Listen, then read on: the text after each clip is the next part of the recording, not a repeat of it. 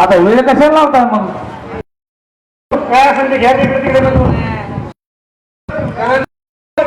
सारखं पाणी लावून लावून तेच काय विचारतो? नाही म्हणजे कसं आणखीन 4 वर्ष राहिले असते एकत्र तर मला बरं वाटलं असतं. ते काही नाही, वाटणी आजच्यात आणि आत्ताच्या आता इथं झाली पाहिजे. संपतराव आपल्याला ठिगळ तरी कव्हर लावायचं म्हणतो मी. हे बी खरंच आहे म्हणा. कसं आहे थोड्यात थोड्या अगोदर आपण जमिनीच्या वाटल्या करू. आपण असं करू, जमिनीच्या वाटणीचं घालूच तर आपण वावरात जाऊन घालू ना. त्यात काय अवघड आहे? आमच्या जमिनीचा कस आम्हाला 3 वाटण्या सारख्या करा आणि जेवढं त्याची पसंत पडेल ती त्याला देऊन टाका. चालेल की? बरं बापू साहेब, तुम्हाला एकूण क्षेत्र किती आहे? खालच्या रानामध्ये 3 एकर आहे आणि माळाकडच्या रानामध्ये 3 एकर 5-5 गुंठे आहे.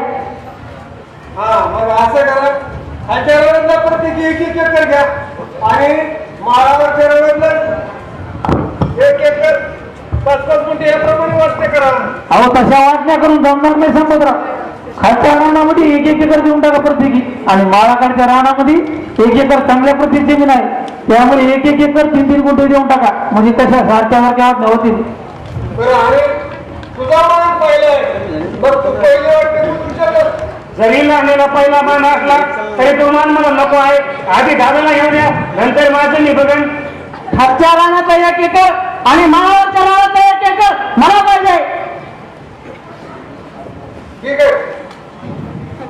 बरं आता अजूनही विचार कर तू दादा. अजून विचारपूर्वक सांगा दौलतराव, मागून तक्रार नको. येथे आहे ते मान्य आहे मला. चला एक प्रश्न भेटला. आता दुसरा मुद्दा घ्या. तुमच्याकडे 3 बरोबर आहेत, 2 बैल आणि 1 म्हैस. होय एवढे चित्र ना? होय. तर त्याचं असं करा, 1 बैल बापूला द्या आणि 1 बैल दादाला द्या आणि ती 1 म्हैस आहे तिची योग्य किंमत करा. पण त्या दोन्हीच्या वाटणीतलं मला काहीच नको आहे, ते दोघांना देऊन टाका. तुझ्या तो उदाहरण करण्याबद्दल तुझं कौतुकच करावं लागतं. बरं आता हे सगळं झालंय, बाकी पुढचं बघा आता. मागच्या माहेरी मैत्रीण आहे ती, तिची कशी वाटली होती मीच करायचे. अरे डुकराच्या पिला एवढी होती तेव्हापासून सांभाळ केला मी तिचा आणि आता मग तेव्हा ठेवणार नाही. अरे नाही तो मग नाही. नवरात्राव त्या मसरीची योग्य किंमत करा.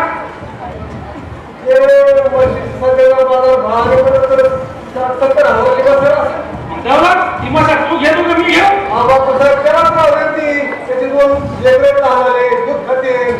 अरे त्याच्या मुलाचा विचार तुला कशाला रे? ती बापूंना राहू द्या. तुला अय तुला काय बसीची एवढी भरमसाठ किंमत करायला? तुला काय बापूने कमीचं दिलं का नाही? खावड्या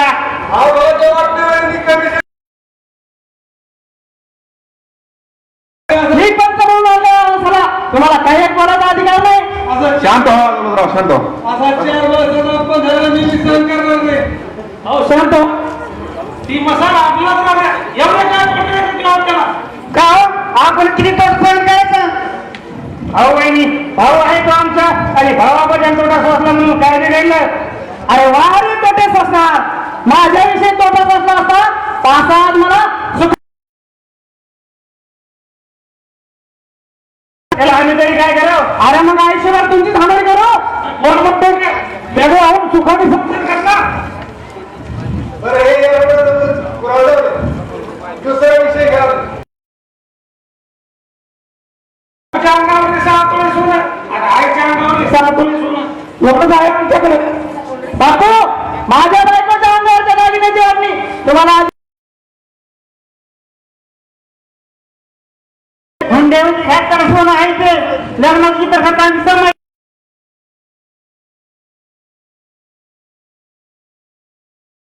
फुटकामध्ये देखील मिळणार नाही तुम्हाला. त्यासाठी वाट्याचे झालं तरी बरं नाही. मग आईच्या दागिन्याचं सोनं तुला फुटक्यामध्ये मिळणार नाही. कसं काय?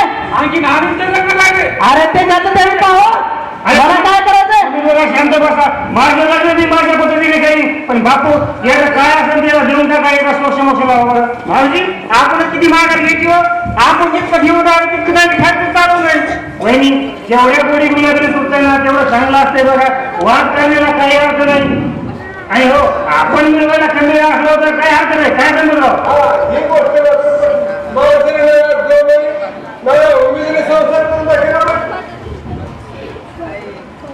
हिम्मतराव, अजून काय शिल्लक आहे का? आता काय असणार, तेवढी धान्याची भांडे कोणाची वाटणी झाली असती म्हणजे बरं झालं असतं.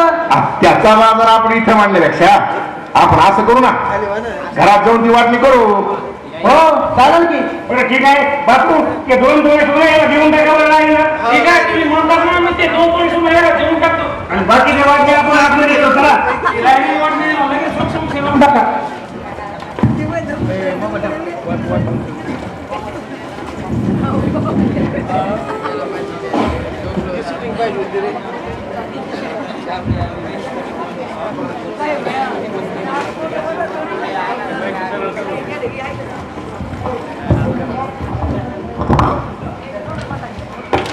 आलेल्या देणगीदारांचे नाव सांगतो. लक्ष्मी स्वराज्य रत्नाकर 500 रुपये, अश्विनी रमेश देशमुख 100 रुपये, कार्तिकी सिरसाट ओंकार सिरसाट 100 रुपये, राजू राजेश आरडे 100 रुपये, पार्थ रत्नाकर 100 रुपये, ओंकार भागवत आरडे, सागर नामदेव आरडे 200 रुपये, सिद्धी जगताप 101 रुपये, ज्ञानेश्वर जगताप 101 रुपये, देवा रामेश्वर जगताप 101 रुपये, शिवम जाधवर वेदांत जाधवर 50 रुपये, शिवकन्या किशोर रत्नाथ 101 रुपये, अश्विनी भाऊसाहेब नरोटे 100 रुपये, बालाजी भाऊसाहेब नरोटे 100 रुपये, वेदांत स्वराज ऋतुराज केदार 110 रुपये, कृष्णा भागवत आंबळे, अर्जुन भागवत आंबळे 500 रुपये, देवेंद्र बरे 100 रुपये, संकेत चित्रकर 100 रुपये, स्वराज खतार 101 रुपये, अभिजित उडान गौरव अंकुश उडान 100 रुपये, शौर्य शुभम डाकणे 1000 रुपये, माऊली मोटार रिवाडी 1100 रुपये, गुपित दास 100 रुपये, सिद्धेश्वर रेडे माऊली खर्डे 50 रुपये, गोपाल अण्णासाहेब जगताटे 50 रुपये, जनाबी खंडारी 101 रुपये, विदुषाला अभिजित गोरकर यांचे सकाळी 10 वाजता नाट्यकलाकारांना जेवण आहे. त्याचप्रमाणे संध्याकाळचं जेवण अर्जुन देवकर यांचे आहे, नारायण कंक यांच्याकडनं ट्यूबलाईट. मला धन्यवाद. 5 नाव आहेत. कृष्णा इंदर उपार 101 रुपये, अनिकेत जायबाई 100 रुपये, ऋतिकाबाई वाघ 100 रुपये, विजय सकाराम घुले 151 रुपये, कान्यापुरी गणेश नागरे 151 रुपये, समीक्षा संतराम कुटे 51 रुपये, संविधान मोरे 50 रुपये, प्रमोद मधुकर भांगे 50 रुपये, नैतिक नारायण भांगे 50 रुपये, योगेश लहाने महाकाळा 500 रुपये, जानी भोकरे 100 रुपये, सुरत परमेश्वर सिरसाट, स्वराज कपिल 101 रुपये. सर्वांना मनापासून धन्यवाद. निघालो आता इथून झालंय नाटक आता. Hello hello hello.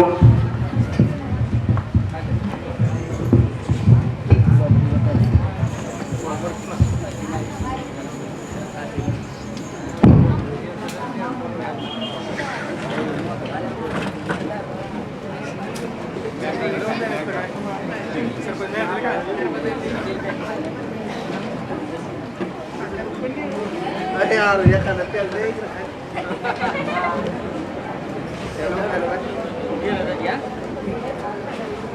घराण्याच्या वाटण्याचं आपण केल्याच, पण जोपर्यंत हा देशमुख घराणा बेचिराग होत नाही तोपर्यंत या हिम्मतरावच्या मनाला शांतता लागणार नाही. येडे करून देतो. अरे, या कामासाठी मी सदैव तुझ्या पाठीशी उभा राहीन. परंतु देशमुख घराण्यात अगदी काही चिराग झालं पाहिजे. असं जर आपण दोघं संघ असलो ना तर असे कित्येक घर उद्ध्वस्त करू.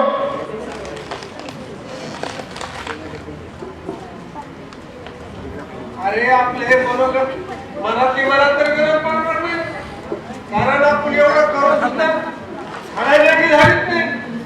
तुमचं प्याद थंड पडल्यावर आमचं प्याद तरी कितीपर्यंत चालू हो. शिवाय दौलत ती वाटणी घेईल, मग या घरात भांडणे कसे होतील. अरे हे प्रकरण ताजं आहे तोपर्यंत आपण त्यात दिवा घातला पाहिजे. नाहीतर आपलं स्वप्न अधुरच राहायचंय. मी असं करतो, झालेली वाटणी काही योग्य नाही असे मी दौलतचे काम भरतो. आणि वाटणी बदलून देऊ नका असं मी बापूचे काम धरतो. बस ठरला विचार आपला. एवढंच करून भागणार नाही तर बापूच्या मुलाच्या नावावर असलेल्या बँकेतल्या पैशाची वाटणी मिळाली पाहिजे. आईंच्या नावावर असलेल्या कोल्हापूर मधले 3 प्लॉटची वाटणी मिळाली पाहिजे. असं काहीतरी साऱ्याला भडका आणि ते पेटून बघतो ते काय करायचं मी. येतो मग मी. या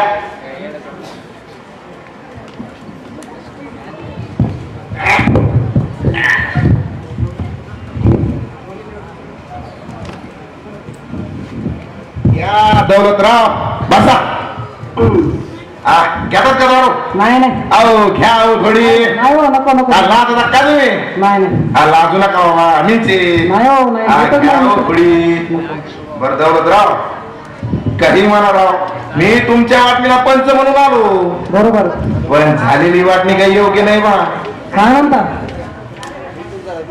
त्या बापूनी बागायती जमीन घेतली आणि 10 गुंठे रान शिल्लक घेतलं तुमच्यापेक्षा.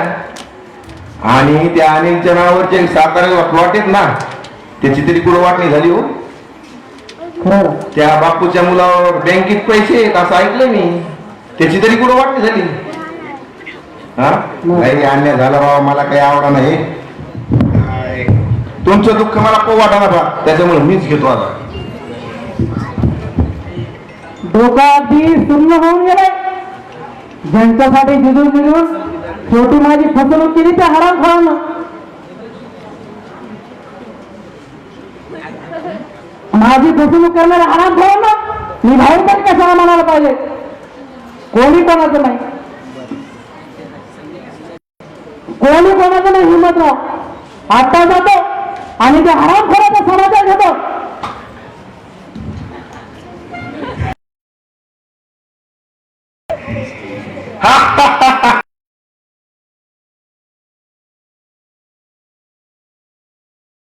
पर्यंत चिराग होत नाही तोपर्यंत ह्या हिम्मतरावच्या मनाला शांतता लागणार नाही.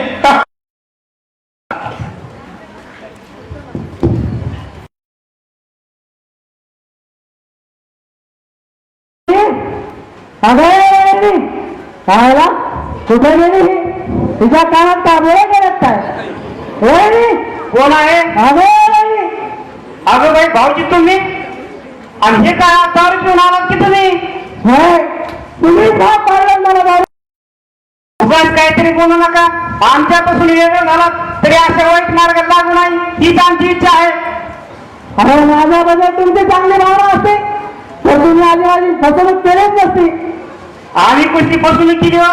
एका घरात 2 चोरी होण्यात म्हणून भाऊजीने तुमची किती समजूनक काढली ते तुम्ही ऐकलं का?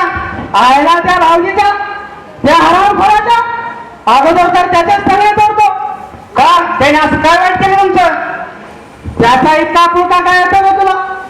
खरंच आहे म्हणा, दुसरा खड्यात गेला तरी चालतो, पण आपला मात्र स्वार्थ साधला गेला पाहिजे. नुसतं आपलं धमकीचं बोलू नका. आम्ही कसा स्वार्थ साधला हे तरी दाखवून द्या. अरे ते दाखवणार आहे, पण तुझ्या नवऱ्याला तुझा गेलाय तो हरामखोर. हे सकाळी शेताकडे गेली बाई, रात्री सांगून सुद्धा शेतावर गेलाय का? हा हे काय घरात बसायचे दिवस आहेत का? रोजगार माणसं सोबत कामाला आहेत त्यांच्या. माझ्या पेरणी वाटणीची फेरफार झाल्याशिवाय मी पेरणी होऊन देणार नाही. आणि आता आम्ही कशी फेरफार राहिली हो? अगोदर तुम्ही वाटणी घेतली आणि राहिली वाटणी आम्ही घेतली. मी वाटणी उचलली असली तरी अगोदर त्याने घेतली होती. एका वाटणीवर 10 गुंठे आलं, एका वाटणीची पद्धत झाली. मग ती वाटणी तुम्ही घ्यायची होती. अरे आता द्या की माझी वाटणी तुम्ही घ्या आणि तुमची वाटणी द्या केवढा बसून. हा चांगलं काय ते पिठा वाढायलाच की आम्ही आतापर्यंत 10-15 हजार रुपये खर्चून पेरणीसाठी रान तयार केलंय आणि तुम्हाला मात्र आता वाटणी बदलून पाहिजे होय. ते काही असं तरी मी माझी वाटणी बदलून घेतल्याशिवाय पेरणी होऊन देणार नाही. ही तुमची गाव गुंडाची भाषा दिसते बाई. होय गावगुंडाचीच भाषा आहे माझी. एकतर वाटणी वाटून घेईन नाहीतर पेरणी होऊ देणार नाही. असं करू नका दादा साहेब. अशा वाईट मार्गाने कोणाचं कधी चांगलं झालं का? अरे हट, चांगल्या वाटायची मला परवा नाही, पण माझ्या वाटेत येणाऱ्याला मी आडव केल्याशिवाय राहणार नाही. आता जातो आणि समाचार घेतो त्यांचा. असं करू नका दादा साहेब. आम्ही तुमच्या पाया पडते. मी उद्याची उद्या भाऊजीला बोलून घेते. तुमचं काय असेल ते सांगते बाई. नको व्यवस्था आराम करायचं. सगळं तर आत्ताच चांगलं करतो.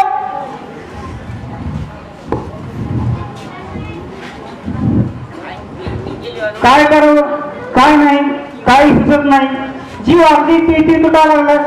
ज्या घरात भाऊ गुणागोविंदाने नांदत होते ते भाऊ आज एकमेकाची होळी होऊन बसले. आमच्या ह्या सुखी संसाराला कुणाची गोष्ट लागली हेच कळत नाही. हे फक्त बोलायचं प्रत्येकाच्या कर्माला हे सगळ्या काही गोष्टी घडत असतात. कोण तुम्ही? होय, आणि असं तुला एकाएकीच करा काय झालं? काय सांगायचं तुम्हाला? आमच्या दादासाहेबांनी तर 8 दिवस झाले भांगणाचा ताळ सोडलाय. आता रागारागाने तांडव करून शेताकडे गेले तर त्यांना आणवण्यासाठी. हा म्हणजे फरशी घेऊन पळत गेला तो शेताकडेच ना. काय खर्ची घेऊन गेले? अगं बाई, माझी तर कंबर फसून गेली. मग तुम्ही त्यांना आणू नका नाही हो. खरी वस्तुस्थिती माहिती असल्या शेरीत कसा आणणार मी? तुमच्या पाया पडते. एवढे शेतावर जाऊन येता का हो? शेतावर मी काय करू म्हणतेस? आमच्या मालकांना शेतावर परत घेऊन ये बाई. तुम्ही जर असं त्याला घेऊन लागला तर वाटणी बदलून द्यावं लागेल. अशा लोकांना तुरुंगात डांबलेलं करा. अहो केशी भानगडी करून आम्हाला एकाच घरात राहायचे हो. मग तुम्ही असं जर घेऊ लागला तर तो तुम्हाला काही करू देणार नाही. शेवटी घरात सुद्धा राहू देणार नाही. ते काय करायचं नंतर ठरवू, पण तुम्ही अगोदर जाऊन या बाई.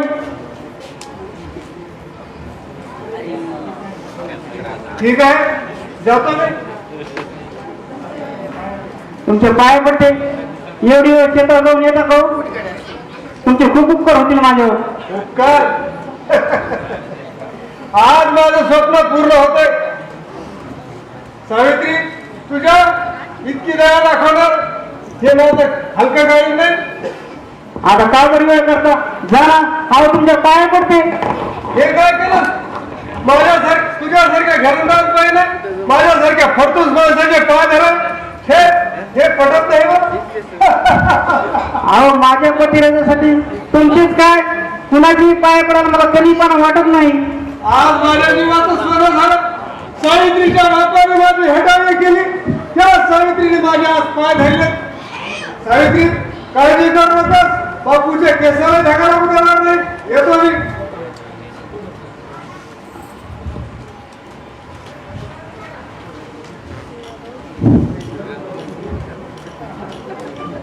परमेश्वरा, तूच माझ्या परमेश्वरा संकटरावाच्या रूपाने तूच माझ्या संकटाला उभा राहिलास.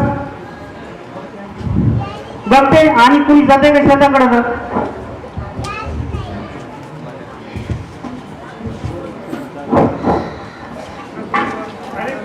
घरात तर कुणी दिसत नाही. कुठे गेली म्हणायचं? वहिनी, ओ वहिनी. कोण भाऊजी तुम्ही? होय वहिनी, तुम्ही नेहमी म्हणत नाही.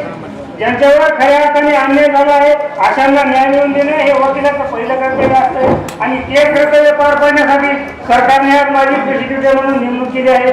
वहिनी, आज मी तुमच्या सर्व इच्छा पूर्ण करणार आहे. एकीकडे दुःख तर दुसरीकडे आनंद. या दोन्हीच्या मध्ये या सावित्रीचा जीव किती दुर्दैवी आहे हो मी. वहिनी, काय झालं बरं असं नेमकं? काय सांगायचं तुम्हाला? दादासाहेबांनी तर 8 दिवस झाले बामणाचा ताव सोडलाय. अहो घरात राहणं देखील मुश्किल होऊन बसले.